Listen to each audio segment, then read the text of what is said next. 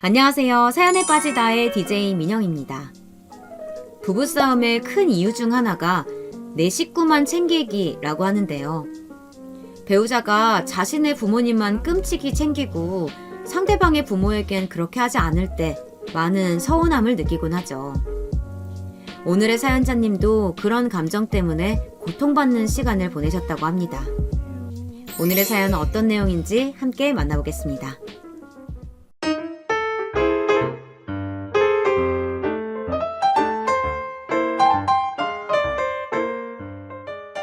안녕하세요. 저는 강원도에 살고 있는 세 아이의 엄마인 40대 여성입니다.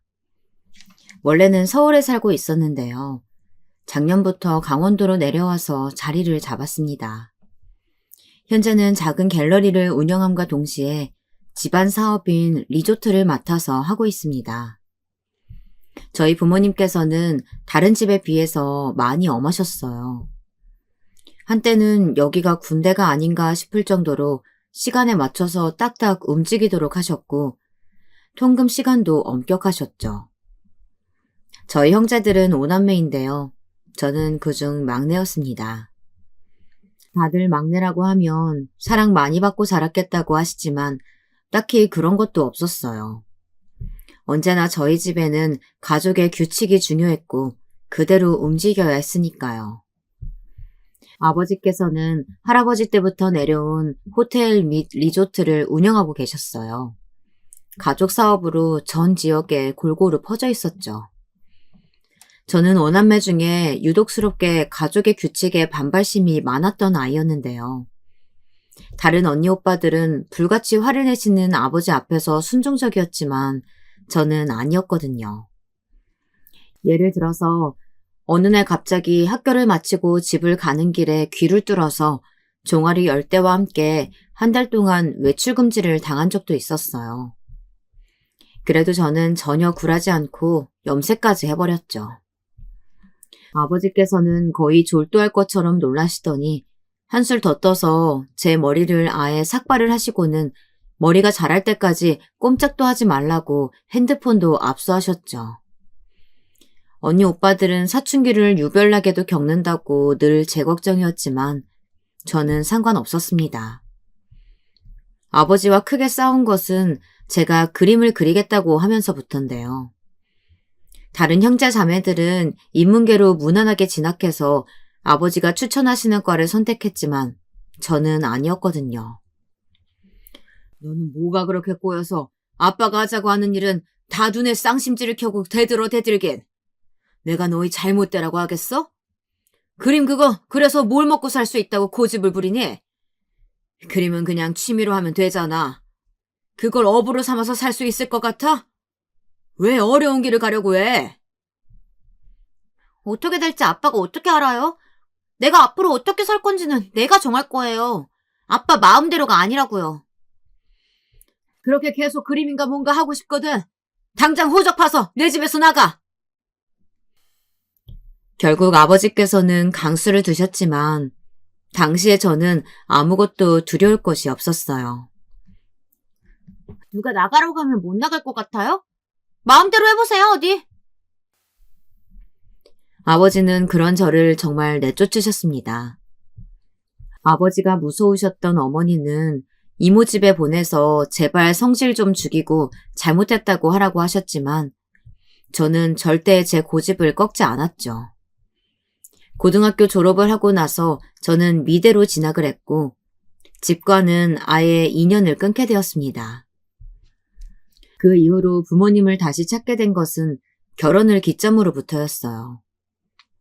미대를 다니는 동안에도 정말 열심히 학비를 벌고 돈을 모아서 해외로 유학을 다녀오게 됐습니다. 그렇게 그림을 한창 그리고 있을 때 전 남편을 만났어요. 네, 저는 남편과 이혼한 상태로 아이 셋을 키우고 있을 뿐이죠. 하여튼 전 남편은 전시회에 손님으로 왔던 사람이었어요. 제 그림에 관심을 보이며 구입하고 싶어 했죠. 제 그림에서 무언가를 느낀 사람이라는 생각에 처음부터 저는 호감이 가득했었답니다. 그림이 상당히 재밌네요. 이 그림 그리시면서 무슨 생각하셨나요? 저는 이 그림에 담긴 이야기가 궁금하네요. 전시회장에 오시는 분들 중에 이런 이야기를 하시는 분은 없었던 터라 저는 기쁜 마음으로 당시 그리면서 느꼈던 감정과 상황, 이런 것들을 이야기했어요. 그리고 정말 제가 그리고 싶었던 것이 무엇이었는지 관해 이야기를 나눴죠. 정말 특별한 순간이었어요. 그날 이후로도 다른 전시회에서도 전 남편을 만났습니다. 같이 작품을 감상하면서 참 매력적인 사람이라고 생각이 들었죠. 비록 저와는 반대의 성향이 강했지만 말이에요. 저는 즉흥적인 것이 강한 편이라면 전 남편은 모든 것이 계획적이어야만 해요. 같이 물건을 사러 가도 저는 영수증을 모으지 않았는데 전 남편은 하나하나 싹 모아서 늘 기록을 했죠. 죽었다 깨어나도 저는 할 수 없는 일을 전 남편은 너무나도 자연스럽게 하고 있었어요. 당시에는 그런 모습마저도 너무 좋았습니다. 데이트를 해도 늘 계획을 완벽하게 준비했죠. 물론 그대로 이루어지지는 않았어요. 제가 중간에 다른 길로 빠지기도 했었거든요. 그랬더니 나중에는 그런 것까지도 다 계산해서 움직이더라고요. 그 모습이 제 눈에는 무척이나 카리스마 있어 보였습니다. 물론 전 남편은 계획을 세울 때도 혼자서 이것저것 결정하지는 않았어요. 늘 제게 이렇게 가는 것이 어떠냐고 동의를 구했죠. 그러면서 제가 원하는 부분을 귀신같이 알아서는 데이트를 나갈 때마다 한 번도 지루한 적이 없을 정도였습니다. 그래서 저는 이 남자와의 결혼에 확신을 가졌죠. 시댁에 인사를 갔을 때는 정말이지 심장이 입 밖으로 튀어나온다는 느낌이 이런 거구나 싶었습니다. 시어머니께서는 정말이지 우아함이라는 단어를 온몸으로 표현하시는 그런 분이셨죠. 머리부터 발끝까지 완벽한 세팅은 물론 식사를 하실 때도 소리 하나 없으셨어요. 어머니께서 준비하셨다는 식탁은 광고에서나 볼 법했고요. 많이 낯설죠? 남들은 어떻게 생각할지 몰라도 나는 평소 생활에서 사람의 품격이 나온다고 생각하거든요. 그래서 입에 들어가는 것 하나도 내 몸에 걸치는 것 하나라도 허투루 하고 싶지 않아요. 이런 내 말 이해할 수 있겠어요? 시어머니의 말씀에 저도 모르게 자세를 바로 세우게 되더라고요. 평소보다 목소리 톤도 낮아지고 말할 때도 목소리를 크게 내는 것도 괜히 눈치가 보였죠. 그날 이후 저는 시어머님과 공연을 본다거나 전시회에 다녀오는 등 함께 시간을 보내는 일이 늘었습니다. 그런데 시어머님과 이야기를 하다 보니 뭔가 하나씩 걸리는 것들이 있었죠. 전시회를 같이 가서 작품에 대해 이야기를 하는데 엉뚱한 작가의 이름을 이야기한다거나 공연을 보고 나서 작품에 대해 말씀하시는데 말도 안 되는 이야기를 하실 때가 있었죠. 왜 그런 사람들 있잖아요. 어설프게 알고 있으면서 다 아는 사람처럼 이야기를 하는데 하나도 맞지 않는 사람들 말이에요. 가끔이지만 시어머님께 딱 그런 느낌을 받았어요. 그럼에도 저는 시어머님과의 시간을 보내면 보낼수록 저희 부모님이 생각났습니다. 비록 쫓겨나듯 나와서 자연스럽게 인연을 끊고 살았지만 결혼을 앞두고 있어서인지 문득 생각이 나더라고요. 그래서 결혼을 준비하면서 저는 가족들에게 연락을 해야 하나 많이 고민했어요. 그리고 결국 전 남편에게 사실을 이야기했죠. 부모님 이야기 한 번도 한 적 없었잖아. 난 당신 부모님 돌아가셨다고만 생각했어. 아무리 사이가 나쁘다고 해도 이런 걸 속이는 건 말이 안 되잖아. 전 남편은 잠시 말이 없더니 빨리 인사를 드리러 가야 할 것 같다며 연락을 해보자고 했죠. 제가 우물쭈물하며 대답을 못하고 있자 전 남편은 제 고집은 분명 아버지에게 물려받았을 것이라고 말하면서 하루라도 빨리 연락을 드리라고 했어요. 아버지께 연락을 하기 전까지 제가 얼마나 긴장을 했는지 몰라요. 혹시나 전화를 받지도 않으시면 어떻게 하지? 받고 바로 끊어버리시면? 그런 자식 없다고 하시면 어떻게 해야 하나? 오만 가지 생각이 머릿속에 가득했죠. 하지만 이 모든 걱정들이 무색하게도 아버지께서는 마치 어제 전화를 하고 또 하는 자식을 대하듯이 너무나도 자연스럽게 제 이름을 불러주셨어요.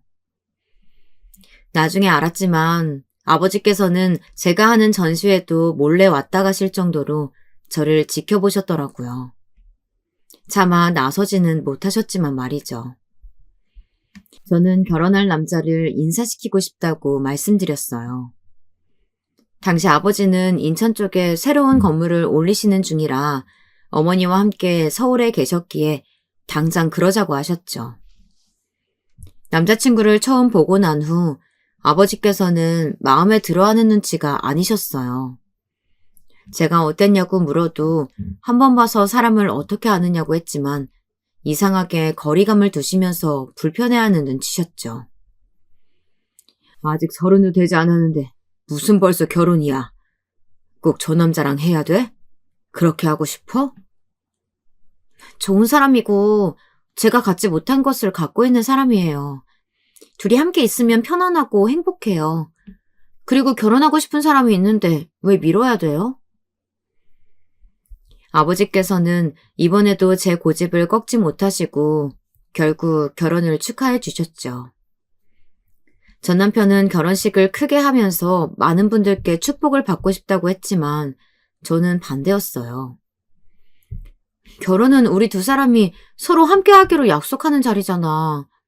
굳이 사람들을 잔뜩 부를 필요가 있어? 잘 알지도 못하는 사람들이 우리를 얼마나 축하한다고. 그래도 좋은 날인데 그 행복한 기분을 많은 사람들과 나누는 것도 나쁘지 않잖아. 전 남편의 말이 이해는 되었지만 저는 끝까지 크게 하고 싶지 않다고 말했죠. 사실 저는 남편에게 부모님이 하시는 일에 관해 일체 말하지 않았어요. 두 분이 얼마나 돈이 많은지, 운영하고 계시는 리조트가 몇 개인지 그런 것들이 제게는 중요하지 않았거든요. 그것들은 모두 부모님의 재산이지 저의 것이 아니었으니까요. 하지만 제가 결혼을 한다고 알리기 시작하면 몰려드는 손님들의 수가 어마어마할 것이 불보듯 뻔한데 그 중에서 과연 저희의 결혼을 진심으로 축복하려는 사람이 얼마나 되겠나 싶더라고요. 그래서 끝까지 반대를 해서 규모를 축소시켰죠. 처음 제가 원했던 만큼은 아니었지만 말이에요. 전 남편은 그럼에도 미련이 남은 모양인지 마지막까지 저를 위해서였다고 이야기하더라고요. 결혼을 하고 나서도 전 남편은 딱히 달라진 점이 없었어요. 숫자에 약한 저를 대신해서 통장을 관리했고 저는 필요한 만큼 전 남편에게 받아서 사용했죠. 물론 아껴 써야 한다고 잔소리를 듣기도 했지만 딱히 불편하지는 않았어요. 워낙 금전 쪽으로는 관심을 두지 않는 편이라서 당시에 전 남편이 책임져 준다면 그만큼 편한 게 어디 있겠나 생각뿐이었죠. 그런데 이것이 점점 시간이 지날수록 묘한 기분이 들기 시작했어요. 특히 아이가 태어나고 나서는 전 남편의 이런 꼼꼼함이 숨막힐 때가 많았죠. 아이들이 사용하는 물건들은 빨리빨리 소모가 되잖아요. 빨래만 하더라도 하루에 몇 번을 돌려야 하고 기저귀나 분유도 아이가 자라는 만큼 소모량도 늘어났죠. 장난감이나 아이들 교육에 필요한 교구들도 마찬가지였고요. 매일 새로운 것들이 나오는데 그런 것들을 볼 때마다 우리 아이에게 해주고 싶었죠. 아이들을 키워보신 분들은 다 공감하지 않으실까 싶어요. 거기다 제가 첫 아이를 쌍둥이로 가져서 모든 것이 2개씩 필요했거든요. 그래서 어마무지하게 돈이 들어갔죠. 그러자 전 남편의 태도가 아예 달라졌어요. 제가 뭐라도 하려고 하면 무조건 안 된다고 하더라고요. 여보, 하루 종일 두 아이 교대로 안고 있으면 손목이 떨어져 나갈 것 같아서 하나 사겠다는데 너무하잖아. 보호대라고 해서 특별한 것도 아니야. 내가 붕대 감는 방법 링크 보내줄 테니까 그걸로 해봐. 솔직히 너무 서운하고 화가 나서 따지기도 했지만 전 남편이 하나도 아니고 둘을 갑자기 키워야 하는데 갑자기 들어가는 돈을 어떻게 다 감당하겠느냐고 조금만 아껴보자는 말에 결국은 화를 가라앉히고 넘어갔답니다. 지금 생각해보면 제가 미련했던 거죠. 전 남편은 그때부터 제가 하는 것들에 사사건건 간섭을 하며 잔소리를 하기 시작했어요. 그 끝에는 늘 우리 가족을 위해서다. 아이들을 좀 더 좋은 환경에서 키우고 싶기 때문이다. 부모인 우리가 노력하지 않으면 어떻게 하겠느냐 등의 말로 저를 달랬어요. 그러면 저는 발끈하다가도 불편함을 조금만 참으면 되겠거니 싶어서 알겠다고 말했죠. 제 이야기를 들은 바로 첫째 언니는 어릴 때는 그렇게 아버지가 하시는 말씀에 바락바락 대들면서 말대꾸하더니 전 남편이 하는 말에는 알겠다고 대답하는 제가 낯설다고까지 했죠. 그 뒤로도 우리 부부는 금전적인 문제를 가지고 다투는 일이 생겼어요. 특히 관리비가 나오는 날이면 식탁에 펼쳐두고 하나하나 다 지적하기 시작했죠. 여보, 온수가 지난달보다 양이 왜 이렇게 늘었어? 아니, 이번 달은 30일까지 있는데 그럼 더 적게 나와야 되는 거 아니야? 이게 말이 안 되잖아. 그리고 전기세는 이게 뭐야? 전기세도 올랐네? 도대체 당신 집에서 뭘 했길래 이렇게 오른 거야? 전 남편은 올랐다고 해도 고작 몇백 원 차이인데도 불구하고 이유가 뭐냐며 제게 꼬치꼬치 캐물었죠. 여보, 고작이라고 생각하면 안 되지. 정말 찰나잖아. 뭔가 액션을 취하기 전에 생각을 한 번만 더 해보면 되는 일인데 자기는 그게 왜 부족해? 왜 그 한 번을 매번 놓치는 거야? 정말이지 연애할 때는 이런 남자였나 싶었던 순간이 한두 번이 아니었답니다. 솔직히 같은 평수에 비해서 관리비가 적게 나온 것이라고 적혀 있음에도 남편은 무슨 잔소리를 못해서 죽은 귀신이라도 붙은 사람처럼 저를 몰아붙였죠. 당연히 저는 그런 전 남편을 이해할 수 없었습니다. 여러분이라면 어떠실 것 같으세요? 이런 남자가 정상으로 보이십니까? 저는 이 정도 차이 나는 것이 무슨 문제냐고 몇만 원씩 달라지는 것도 아닌데 너무 깐깐하게 나오는 것 아니냐고 따졌죠. 제가 너무 거세게 나갔는지 전 남편은 잠시 물끄러미 저를 보더니 아까와는 전혀 다른 목소리로 제게 말했어요. 적은 금액을 괜찮다고 여기다 보면 점점 그 숫자가 커져서 나중에는 몇천 원, 몇만 원 돼도 괜찮다고 넘어갈 수 있으니까 그러지. 지금부터 습관을 바꿔보자 뭐 그런 취지에서 하는 말인데 왜 그렇게 화를 내고 그래? 내가 너무 정색하고 말해서 그래? 미안해. 내가 나빴네. 말투를 괜히 그렇게 써서 우리 여보 오해만 하게 만들고. 여보, 그래도 내 마음은 그게 아닌 거 알지? 전 남편이 이렇게 나오자 오히려 괜히 짜증을 내고 있던 제가 바보가 된 것 같은 기분이었어요. 정말 별것도 아닌 일에 발끈하는 사람이 되어버렸죠. 저만 나쁜 사람이 된 것 같은 기분이 썩 좋지 않았습니다. 시댁에서는 한 달에 한 번 꼭 식사 모임을 가졌는데요. 항상 사전에 가게를 예약해서 움직였어요. 오마카세 전문점이나 유명한 파인다이닝 가게들을 종종 찾았죠. 몇 달은 기다렸다가 예약 차례가 되었다고 이야기할 때도 있었어요. 물론 시어머님께서 그런 분위기의 가게를 좋아하신 것도 있었지만 전 남편 자체가 그런 가게에서 음식을 음미하는 것을 즐겼습니다. 그에 반면 저희 가족들은 좀 달랐어요. 부모님들께서 따로 가리시는 음식이 있는 것도 아니라서 그날그날 먹고 싶은 것을 외식 메뉴로 정하시곤 하거든요. 그래서 저희는 집 근처에 단골집에 치킨을 먹으러 가기도 하고 중국집에 가서 짜장에 탕수육을 먹기도 했죠. 어린 시절 줄곧 그렇게 했기 때문에 저는 당연하다고 생각했는데 전 남편은 아니었나 보더라고요. 식사를 하러 가서도 깨작깨작 거리기만 하고 잘 먹지 않았죠. 대신 전 남편은 집에 오자마자 배가 고프다고 식빵을 꺼내서는 버터를 발라 먹더라고요. 그렇게 배고팠으면 아까 먹지 왜 그랬어? 괜찮다고 안 먹었잖아. 당신은 그런 곳에서 정말 잘 먹더라. 그게 넘어가? 다 쓰러져가는 그런 가게에서? 저는 오래된 단골집이라 외형만 그럴 뿐이지 맛도 위생도 신경 쓰는 곳이라고 했지만 전 남편은 진절머리를 치면서 그런 곳에서 음식을 먹지 않았으면 좋겠다고 말했어요. 여보, 단골 좋지. 오랫동안 먹었으니까 입맛에도 잘 맞을 거고. 그런데 상상을 해봐. 우리 아이들에게 치킨을 먹이고 싶은데 주변에 깔끔한 가게들을 다 두고 그런 곳에 들어가서 애들 앉혀서 먹일 수 있겠어? 그런 자신이 상상이 가? 나는 절대 못해. 우리 아이들이 그곳에 있다는 그림을 상상만 해도 소름이 돋는다고. 당신은 안 그래? 솔직히 한 번도 그런 생각을 한 적이 없었던 터라 전 남편의 말에 놀라기는 했어요.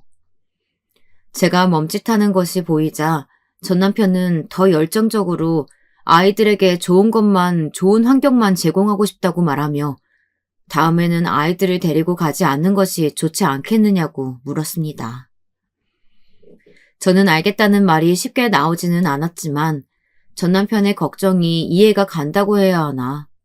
그래서 알겠다고만 했죠. 그런데 이런 일이 반복되자 정말 제가 나쁜 사람 같다는 생각이 들기 시작하더라고요.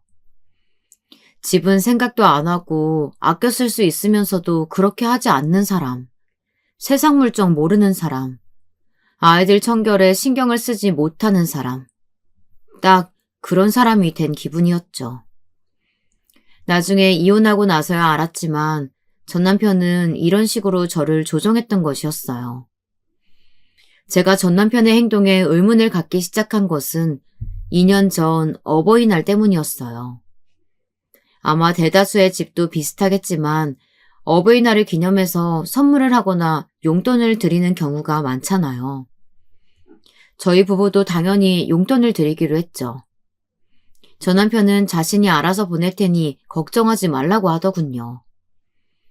저는 늘 그랬듯이 당연히 알아서 했을 텐데 굳이 신경 쓸 필요가 뭐가 있을까 했습니다. 어버이날이 지난 지 일주일 정도 되었나요?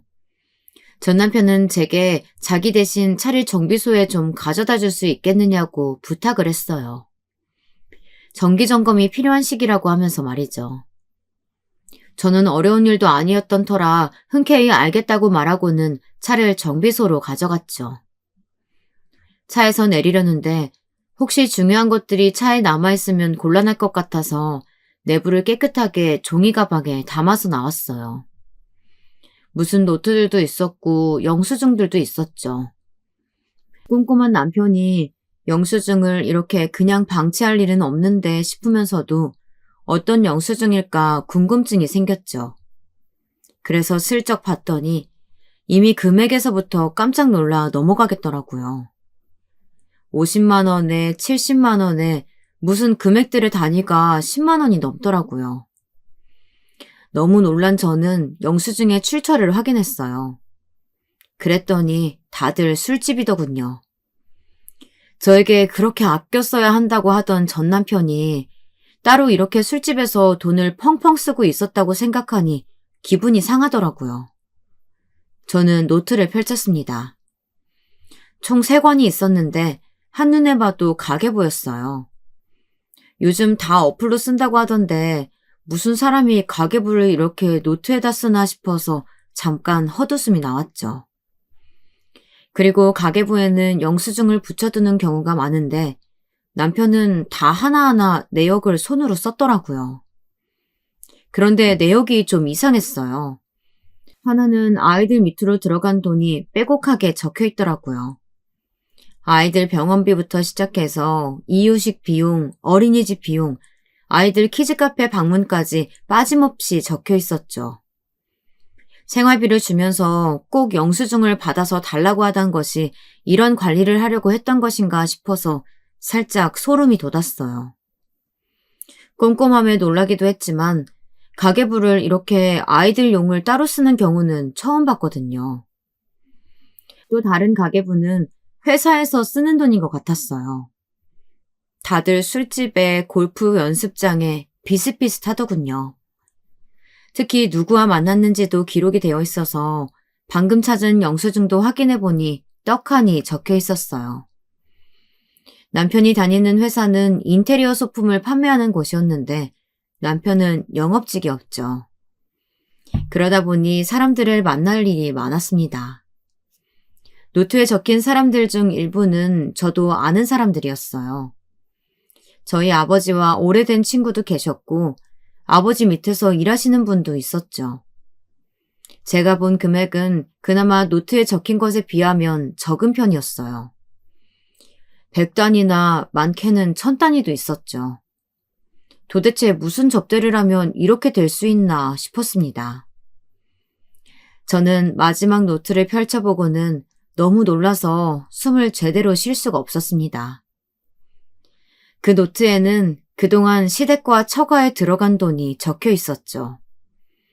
달마다 보내드리는 용돈과 기념일이나 명절을 챙기는 금액, 그리고 그 중에는 선물도 적혀 있었어요.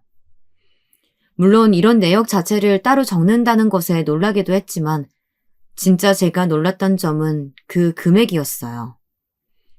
결혼 이후 시댁에는 매달 100만 원씩 드리고 있더군요.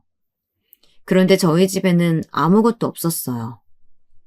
그리고 가장 최근에 있었던 어버이날에는 시댁에 무려 300만 원을 드렸으면서 저희 집에는 고작 30만 원을 용돈이라고 드렸더군요. 어처구니가 없었습니다. 한두 푼 차이 나는 것도 아니고 무려 10배의 차이라니. 이렇게 차이나게 용돈을 드리고 있었다는 것이 믿겨지지가 않았죠. 저는 노트를 앞으로 넘기며 이전에는 어땠는지 확인했어요. 명절에도 생신에도 금액은 늘 그대로더군요. 저는 노트를 갈기갈기 찢어버리고 싶다는 생각이 들었지만 꾹 참고는 남들이 볼까 빠르게 3권을 사진을 찍었어요. 집에 돌아온 저는 손이 떨리고 할 말이 없었습니다. 물론 전 남편에 대한 원망도 있었지만 저 자신을 향한 분노가 컸어요. 단순하게 귀찮다는 이유 하나만으로 나 몰라라 하고 있으면서 전 남편이 마음대로 하게 뒀다는 사실이 기가 막혔죠. 그동안 뭐 했나 싶기도 했고요. 그날 저녁 전 남편이 차량 정비는 어떻게 되었느냐고 묻는데 표정 관리하는 것이 너무 힘들었어요. 저는 애써 무덤덤한 척하려고 노력했죠. 당장이라도 이게 뭐냐고 따지고 싶은 마음은 굴뚝 같았지만 그냥 덤벼들었다가는 평소처럼 저만 나쁜 사람이 되고 끝날 것 같은 기분이었어요. 그래서 그 가계부가 의미하는 것이 뭔지 파악하고 나서 이야기하려고 했죠. 하지만 세상살이가 그렇듯이 다 마음대로 되는 것은 아니잖아요. 저의 다짐과는 상관없이 일은 터져버렸어요. 전 남편은 회사에서 좋은 고기를 싸게 구입할 수 있는 기회가 있어서 샀다면서 아이스박스를 3개나 들고 퇴근했어요. 하나는 우리가 먹고 나머지는 시댁과 친정에 드리면 된다고 했죠. 거기 이름 적어뒀으니까 여보가 시간 날 때 좀 가져다 드려. 괜찮지? 저는 고개를 끄덕이다가 뭔가 싸한 기분이 들었어요. 전 남편은 우리 집 아이스박스 하나를 뜯더니 우리 가족들 먹을 것이라고 하면서 고기를 보여주더군요. 마블릭이 환상인 한우였어요. 부위별로 다양하게 먹을 수 있도록 되어 있었죠. 흔히들 많이 보는 부위부터 특수 부위라고 해서 낯선 부위까지 모두 들어있었죠. 여보, 여기 마블링 좀 봐. 예술이지 않아? 아, 이런 건 석쇠에다가 구워 먹어도 좋지만 철판 요리 해 먹으면 진짜 맛있을 거야. 진짜 아깝다. 집에서 철판 요리 해 먹기는 좀 힘들겠지? 전 남편은 약간 들뜬 목소리로 신나게 말했어요. 저는 한 귀로 듣고 흘리면서 시댁과 친정에 보내는 저 박스 안에는 무엇이 들어있을지 궁금해지기 시작했죠. 저는 이야기를 들으면서 자연스럽게 시댁 표시가 되어 있는 박스를 뜯었어요. 테이프 뜯는 소리에 화들짝 놀란 전 남편은 지금 뭐 하는 짓이냐고 물었죠. 혹시 모르니까 확인은 해야지. 당신 말대로 귀한 고긴데 이상이라도 있으면 큰일이잖아. 내가 다 보고 포장한 거야. 확인 다 했는데 뭘 자기가 다시 봐. 나 못 믿겠어? 내가 어른들께 드릴 고기를 허투루 골랐겠어? 아마 평소였다면 믿는다고 말하면서 넘어갔을지도 모르지만 낮에 장부를 본 이상 그런 마음은 조금도 생기지 않았어요. 빠르게 뜯은 박스에는 방금 열었던 것과 크게 다르지 않았어요. 도대체 뭐가 의심스러워서 열어본 거야? 다 똑같은 고기야. 설마 내가 다르게 준비했겠어? 괜히 확인해서는 다시 포장해야 되잖아. 여보, 왜 그래? 낮에 무슨 꿈이라도 꾼 거야? 갑자기 이건 왜 뜯었어?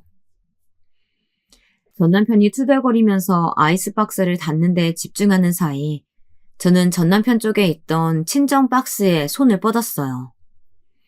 이번에는 전 남편이 빨랐습니다. 아까와는 전혀 다른 힘으로 이것까지 왜 열어보느냐고 하냐면서 방금 보지 않았느냐고 외쳤죠. 강경한 전 남편의 태도는 제 의심에 불을 붙였습니다. 그러니까 확인해 보자고.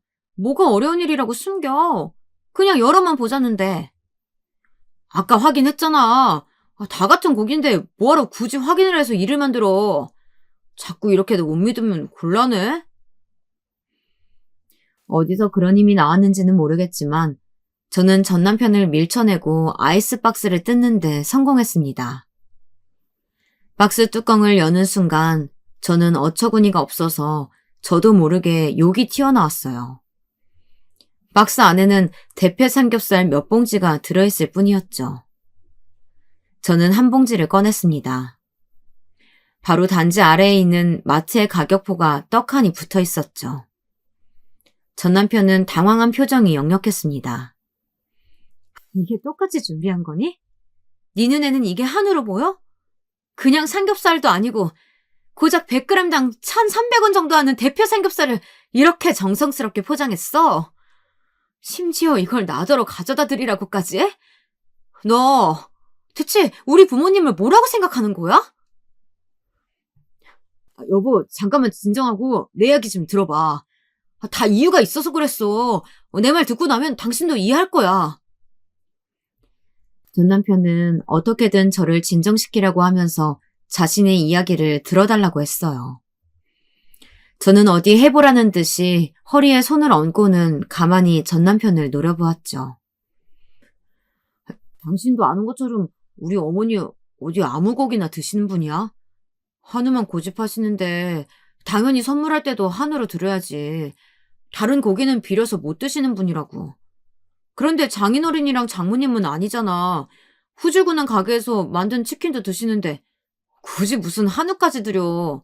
무슨 맛인지도 모르고 드실 분이. 그리고 두 분 다 대패 좋아하시잖아. 나는 그냥 좋아하시는 고기 많이 드시라고 준비했지. 그게 고기한테도 좋을 거고.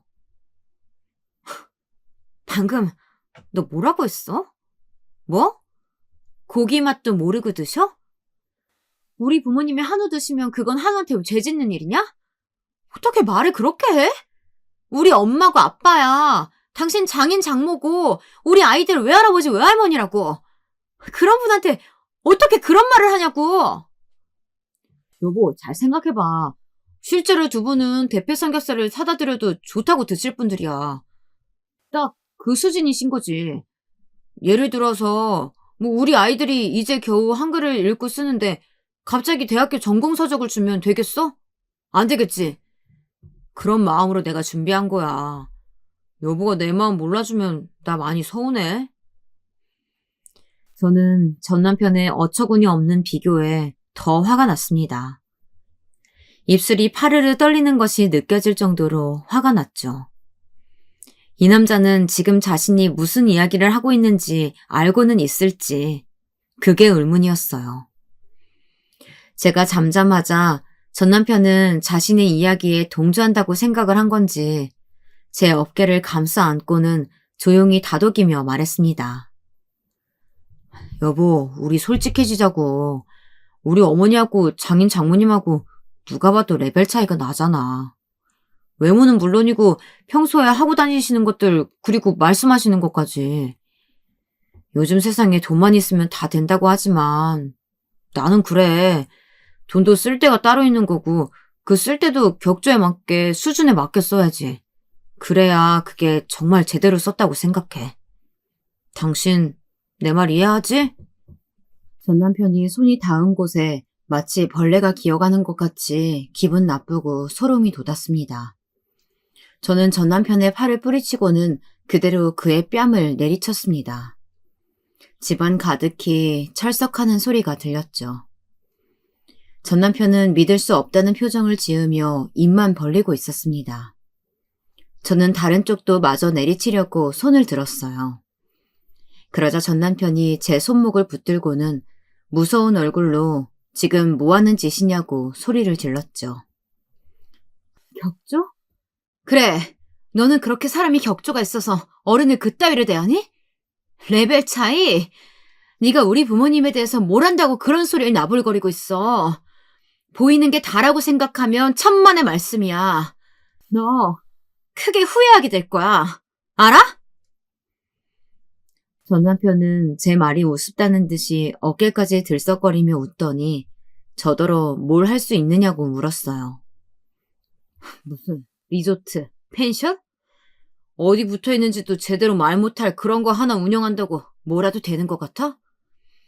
진짜 내가 이래서 결혼을 망설였는데 그래도 가르치면 사람 구실 하겠거니 싶어서 걷어줬더니 하는 행동이 고작 내 얼굴에 손을 올려? 어릴 때 쫓겨나서 아무리 본데 없이 자란다고 했지만 진짜 이런 것까지 가르쳐야 되겠냐?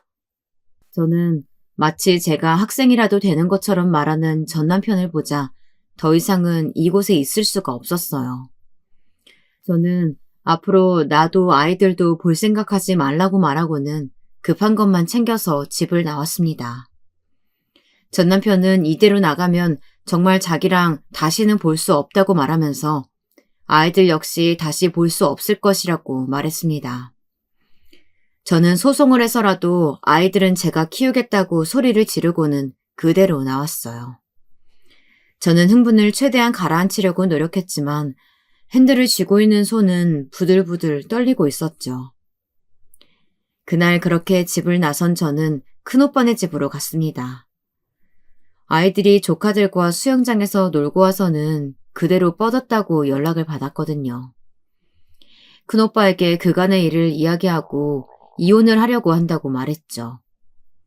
잠시 놀란 표정을 짓던 오빠는 묵묵히 어깨만 두드려주고는 편하게 있으라고 하더라고요. 이후 전 남편은 몇 번이나 아이들을 내놓으라고 연락이 왔어요. 어디 있는지 물어보면서 당장 내놓지 않으면 경찰에 유괴라도 신고하겠다고 하더군요. 저는 큰오빠네 집에 있으며 저는 양육권은 죽어도 줄 수 없다고 말했죠. 전 남편은 코드숨을 치면서 아이들을 키울 능력도 없으면서 무슨 수로 양육권을 주장하느냐고 비웃더군요. 지금이라도 늦지 않았어. 잘못했다고 싹싹 빌어. 그럼 내가 너그럽게 용서해 줄 테니까. 잘 생각해. 이런 기회 2번은 없어. 생각이고 뭐고 다 필요 없어. 양육권을 내가 못 지킬 것 같아? 나는 어떤 수단을 써서라도 양육권, 친권 다 가지고 올 거야. 그러니까 내가 사과한다는 생각은 꿈에도 하지 마. 그런 일은 없으니까. 당신 크게 실수하는 거야. 내가 이대로 넘어갈 것 같아? 지금 이 순간을 나중에 뼈저리게 후회하도록 만들어줄 거야. 알아? 저는 전 남편의 경고에도 전혀 두렵지 않았어요. 지킬 자식이 있는 엄마잖아요. 소중한 사람이 있는데 뭐가 두렵겠어요. 저는 전력을 다해서 아이들을 지키겠다고 다짐하고는 당장에 변호사를 찾아가서 소송 준비를 시작했죠. 아이에게 안정감을 줄 수 있어야 하는 것은 물론 경제적인 문제도 중요하게 작용한다고 하더군요. 프리랜서가 아닌 제대로 된 직장을 가질 필요가 있다는 말씀이셨죠. 저는 결혼 이후에도 꾸준히 연락하고 있던 언니에게 연락을 했어요. 강릉에 있는 선배인데 저한테 갤러리 좀 맡아서 운영해달라고 몇 번이나 말을 했었거든요. 저는 바로 강릉으로 내려가겠다고 말했죠. 나름 조용히 해결하려고 했지만 꼬리가 길면 밟힌다고 부모님께 들킬 수밖에 없었습니다. 아버지께서는 잔뜩 화가 나신 얼굴로 어떻게 하고 싶으냐고 물어보셨어요. 양육권 때문이라도 경제적으로 안정감을 좋아해요. 그래서 강릉의 선배 갤러리에서 일을 돕기로 했어요. 강릉? 강릉까지 내려갈 생각이냐? 애들이랑 다 같이? 아버지께서는 눈을 감고 한동안 손가락으로 탁자를 톡톡 치며 생각에 잠기셨죠. 저는 무슨 생각을 하고 계실지 조금도 짐작이 가지 않았습니다. 그럼 강릉에 리조트 3개가 있다. 그거 네가 맡아라. 경제권이 중요하다며. 그럼 확실하게 눌러줘야지. 감히 내 딸한테 아이들 뺏어갈 생각조차 못하게. 그리고 변호사는 당장 바꿔. 내 일 봐주는 사람 있다. 이렇게 뒀으니까 그쪽이랑 해. 거기도 이혼 전담으로 하는 팀 있다고 하니까.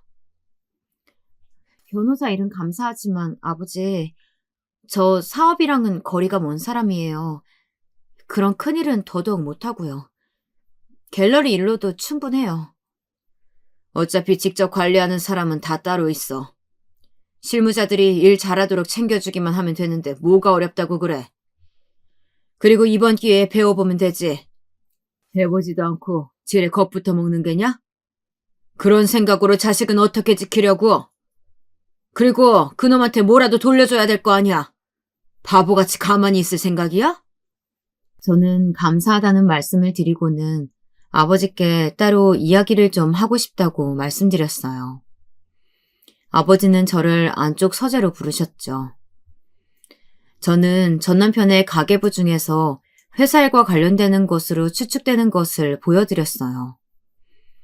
아버지는 한참을 보시더니 좀 이상하다고 하시면서 그 장부에 적힌 이름을 하나 짚으시더니 직접 물어보자고 하셨죠. 저는 이렇게까지 도움을 받을 수 있을 거라고는 생각해보지 않았기에 살짝 긴장이 되었어요. 1시간 정도 지났을까요? 큰오빠 또래의 남자가 들어왔어요. 아버지께서는 가타부타 아무런 말씀을 하지 않으셨죠. 저더러 궁금한 것이 있으면 물어보려고만 하셨어요. 저는 장부의 사진을 보여주면서 여기 적힌 금액이 의미하는 게 무엇이냐고 물었습니다. 그 남자는 눈에 띄게 당황하더니 도대체 그 사진은 어디서 난 것이냐고 물었죠. 남편 차에서 발견한 장부를 찍어뒀어요. 이 숫자들 의미하는 게 여기 적힌 대로 골프 연습장이나 술집에서 사용한 금액 아닌 거죠. 지금 이렇게 놀라시는 것 보니 다른 의미가 더 있는 거네요. 남자분은 이런 장부를 따로 두고 있었냐며 그럼 그렇지 호락호락한 놈은 아니었다고 중얼거렸죠. 아버지께서는 솔직하게 다 털어놓는 것이 좋을 것이라며 옆에서 거들어 주셨죠. 그분이 알려주신 이야기는 너무나도 어이가 없었어요.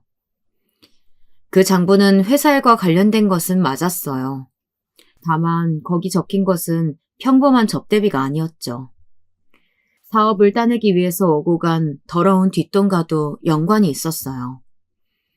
단가가 몇백만 원 아래인 것들은 진짜 접대한 것이 분명하고 단위가 큰 것들은 아마 뇌물이 오고 간 정황이었죠. 골프 연습장이나 술집도 다 의미가 있을 것이라는 사실마저도 제게 말씀해 주셨죠.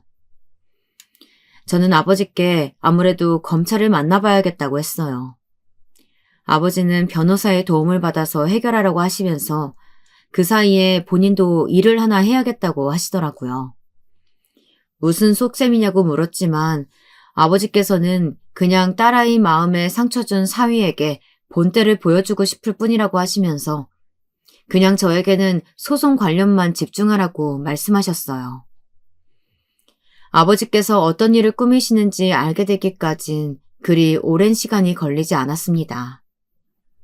어떻게 제가 있는 곳을 알았는지 강릉의 갤러리로 찾아왔더라고요. 수염도 안 깎았는지 지저분한 모습이었죠.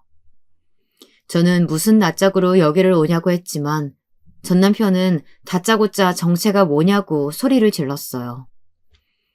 저는 어디서 소리를 지르냐며 갤러리 뒤편으로 전 남편을 데리고 갔어요. 너 정체가 뭐야? K리조트 사장님과는 어떻게 하는 사이야? M호텔은, S리조트는 거기를 네가 어떻게 다 알고 있는 건데 너랑 무슨 관계야? 전 남편의 입에서 나오는 호텔이며 리조트의 이름은 전부 다 아버지가 관리하는 곳이었어요. 저는 무엇 때문에 궁금해하는지 물었지만 전 남편은 미친 사람처럼 제 팔을 쥐고 흔들면서 빨리 이야기하라고 닥달이었죠. 어제까지 멀쩡하게 계약했던 곳들인데 다들 약속이라도 한 것처럼 계약 해지 요구한단 말이야.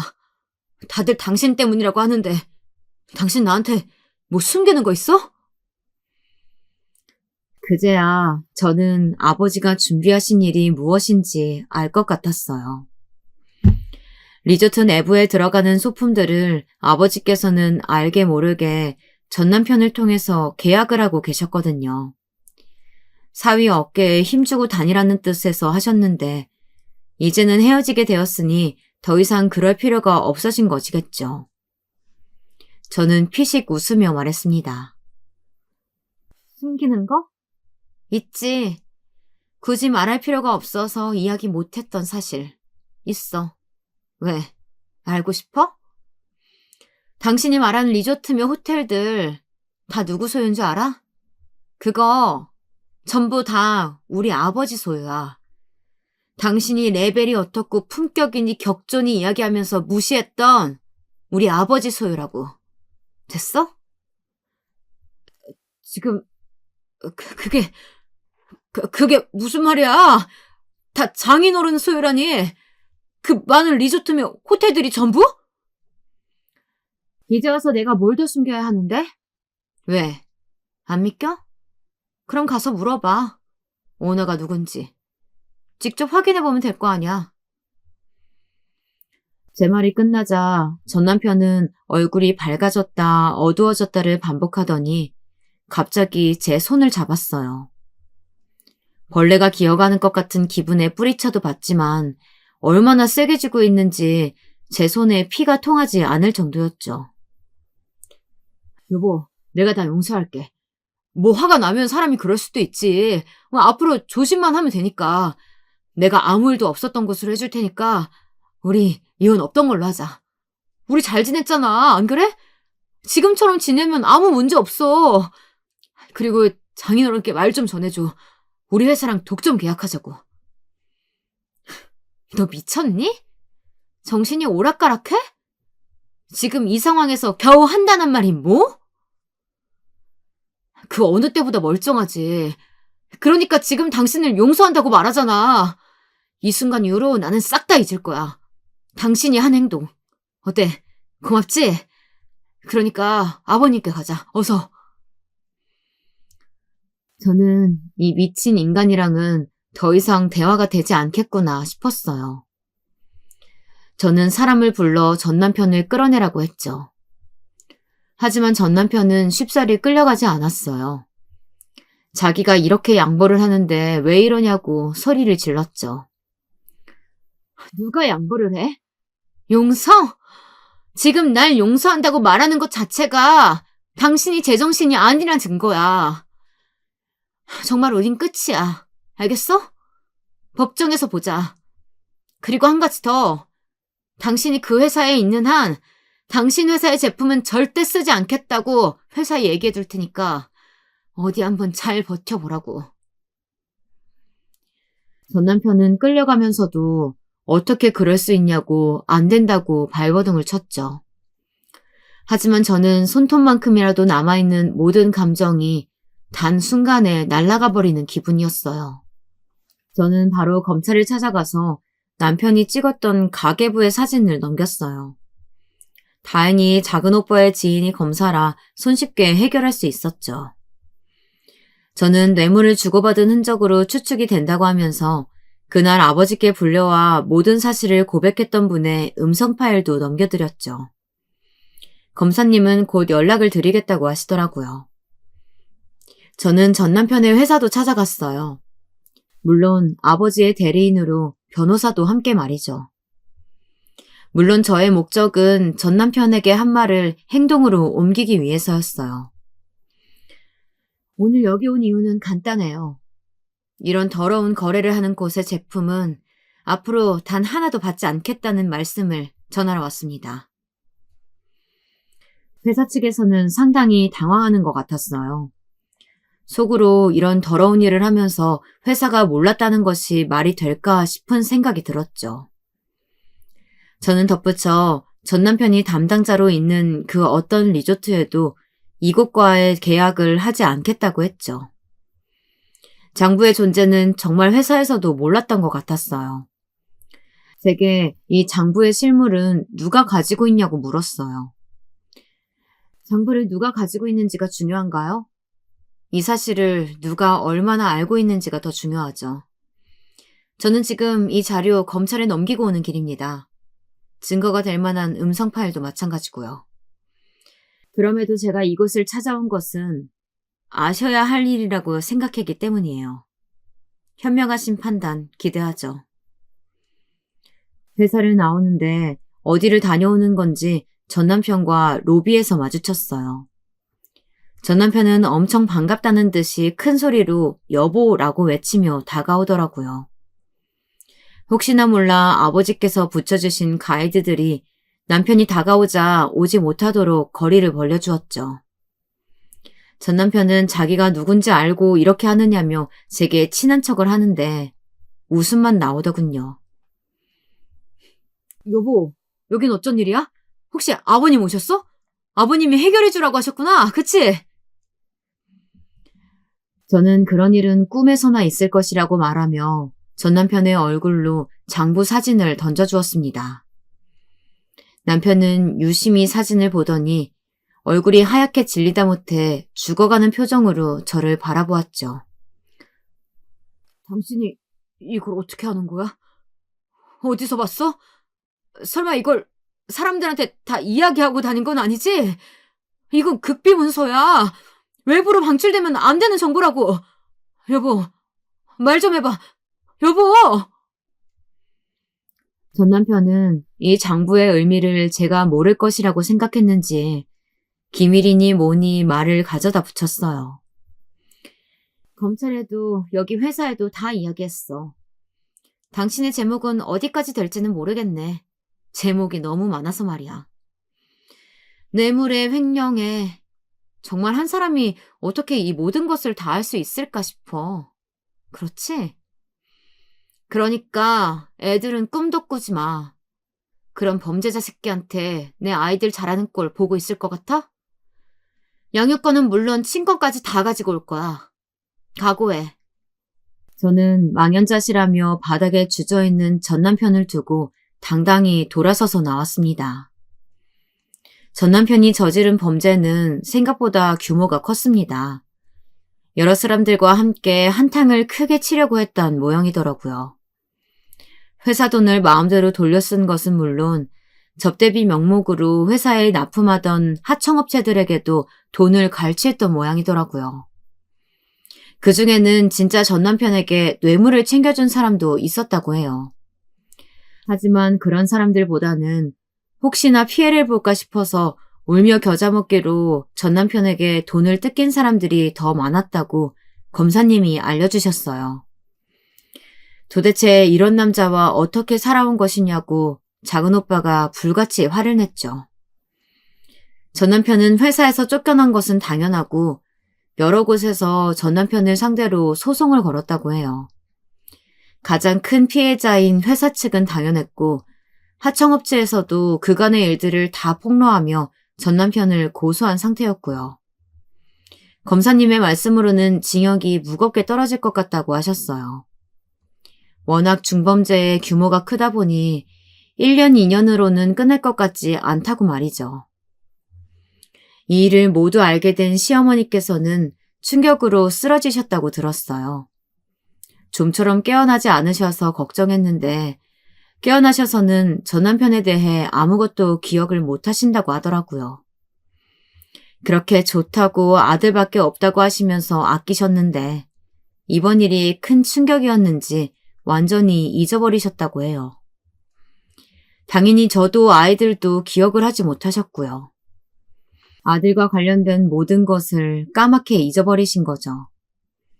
그래서 캐나다에 살고 계시는 이모님이 오셔서 모시고 나가셨답니다. 저의 이혼 소송은 싱겁게 끝나버렸어요. 단단히 준비하고 있었는데 전 남편이 배임, 횡령, 뇌물 혐의로 인해 재판을 받고 있던 것이 제게 유리하게 적용이 되었죠. 당연히 제가 장담한 대로 친권도 양육권도 다 제가 가지고 올 수 있었어요. 저는 전 남편의 흔적은 조금도 남기고 싶지 않았기에 호적 정리도 깔끔하게 했죠. 그래서 아이들이 제 성을 따를 수 있도록 했어요. 한 가지 더 놀라운 일이 있었는데요. 이 일을 준비하면서 저는 뱃속에 새 생명이 자리 잡았다는 사실을 너무 늦게 알아버렸어요. 신경 쓸 일이 많아서 5개월이 되도록 모르고 있었던 거죠. 부모님께서는 두뇌도 어떻게 자기 몸이 달라지는 것을 모를 수 있냐고 기함을 토하셨지만 당시에 저는 전 남편과의 일을 정리하는 것 외에는 아무것도 생각할 겨를이 없었기 때문에 어쩔 수가 없었다고 변명을 했죠. 변호사님은 새로 태어날 아이를 포함해서 양육권과 친권을 포기한다는 서류를 다시 작성하고 전 남편에게 도장을 받아냈어요. 물론 전 남편은 새로 태어날 아이가 있다는 소리에 그 아이 핑계를 대면서 어떻게든 이혼을 막아보려고 했지만 저는 전혀 흔들리지 않았습니다. 결국 전 남편은 징역이 확정이 되어 감옥살이를 하게 되었죠. 다행스럽게도 이혼이 이전에 성립이 되어서 재산 분할은 챙길 수가 있었답니다. 마음 같아서는 전 남편이 벌어온 돈은 하나도 받고 싶지 않았어요. 경제력이 없는 것도 아니고 돈은 충분했거든요. 하지만 전 남편이 아빠로서 아이들에게 해줄 수 있는 마지막 일이라고 생각하고 양육비 차원에서 받아왔죠. 이렇게 파란만장했던 제 결혼 생활은 다 정리가 되었습니다. 바보같이 조종당하는지도 모르고 그냥저냥 지냈던 지난 생활을 생각하면 얼굴이 화끈거리고 부끄러울 뿐이었어요. 지금 생각하면 어떻게 그렇게 당하고 있었을까 싶기도 하고요. 사랑에 눈이 멀었던 건지 아니면 그 순간의 안락함에 익숙해진 것인진 모르겠지만 2번 다시는 그런 일들이 일어나게 두지는 않을 생각입니다. 앞으로 제 인생에 또 다른 사랑이 올지는 모르겠어요. 지금 같아서는 남자라고 하면 진절머리가 나거든요. 아마 한동안 저는 여자가 아닌 우리 아이들의 엄마로서 어깨 펴고 지낼 수 있도록 노력할 생각이랍니다.